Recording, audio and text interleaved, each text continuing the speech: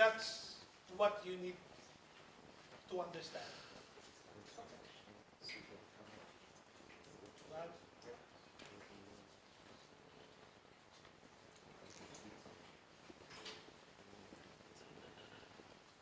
Make sure I don't look like a idiot.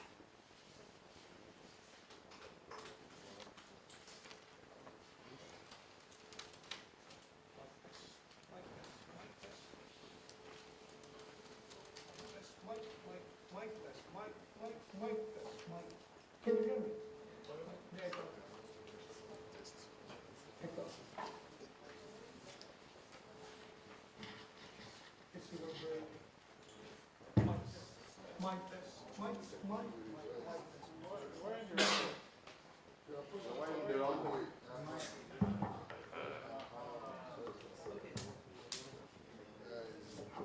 Whatever it is, as long as you hear me. Right, that's in my shifting from analog to digital. It's all about workflow. Not all cameras has the same workflow. Now, this is one thing which most of you should understand when you try to invest in your network. Welcome to Nigeria.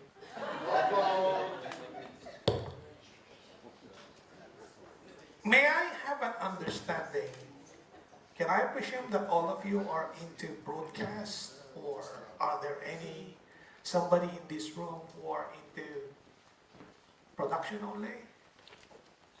Is that my understanding right? All of you are into the broadcast. So, who among you here makes the decision of shifting from analog to digital?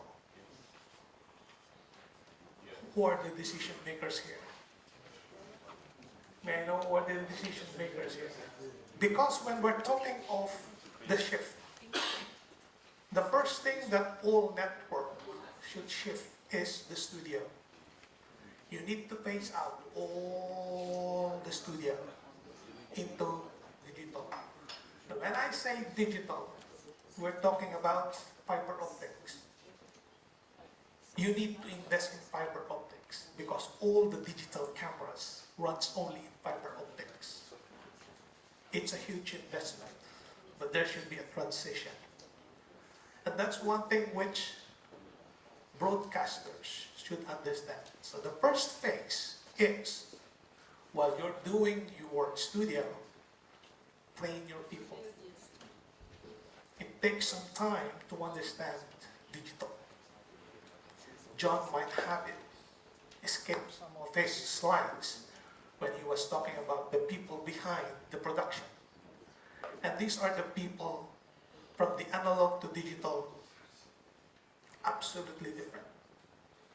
When we're talking of digital, if those of you who has gone outside Nigeria, they're talking about 4K. Does everybody understood 4K, by the way? No. See? 4K is a resolution.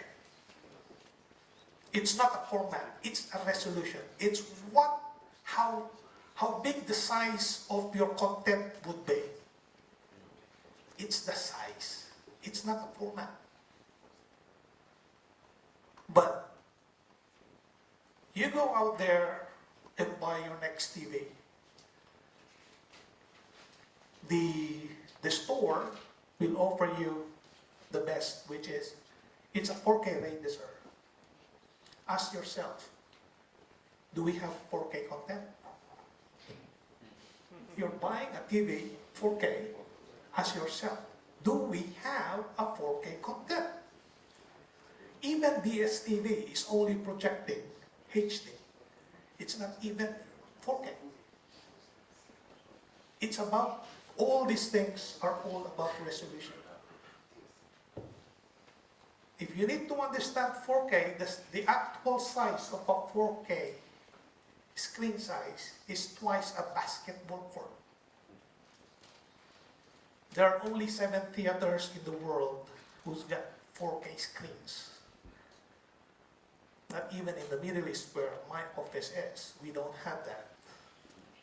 More so in Africa. That's 4K. However, I'm not stopping you to work with 4K because that's the trend. We cannot go back. We have to move forward. Okay? And like I said earlier, not all cameras has the same workflow and how you're going to work with 4K tomorrow. And Canon is one of those companies who can help you work more realistically and less cost. That's the power of our product. Okay, let me start.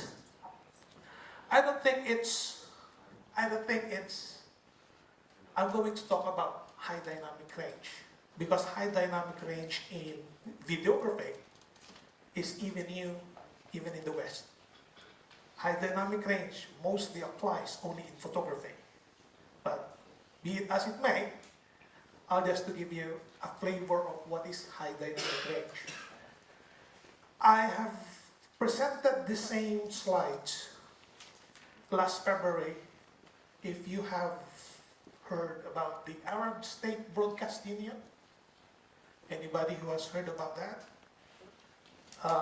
We have done that. It's an every year gathering of broadcasters in Tunisia.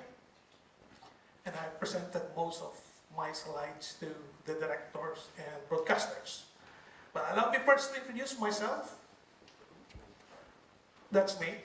My name is Raul Gabat. I'm the Business Development Manager of Canon. My office used to be Canon Middle East, but my new office now is Canon Central and North Africa.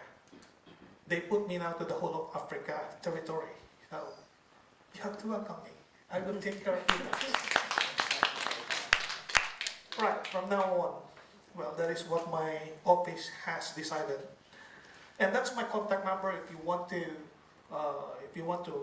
get in touch with me through email. That's my email. I don't know if you can read it. No, it's raul.gabat@canon-me.com. Simple. I'll try to pass my business card later on those who are interested. Right. So, what is high dynamic range? What comprises high dynamic range? Has anybody heard about this term before? Anybody? High dynamic range. And like I said earlier, high dynamic range applies only in photography till then. Mostly. Most application got to do with photography only. High dynamic range is about the difference between brightness and darkness. That's the full definition of high dynamic range. In photography, this is not new. To those of you who are photographers, we used the term bracketing before. So you can shoot an image 2 stops under and 2 stops overexposed. But with cameras, with the new cameras today, especially the digital, it revolutionized already, and they call that bracketing now high dynamic range. So there are two ways of doing the high dynamic range. How to achieve this? One is about contrast reduction. Second is local tone mapping. There are 2 ways of doing this. Contrast reduction and local tone mapping. Because there are 2 ways of achieving this. The local tone mapping is got to do with your computer. You need to work with your computer, like your Photoshops. It's an application. On the other hand, contrast reduction is got to do with the camera itself. So, right from the camera, you can achieve high dynamic range. But not all cameras, again, work with high dynamic range. So, let me explain to you the color space. I hope, especially engineers here, you understand the color space, right? So this is all camera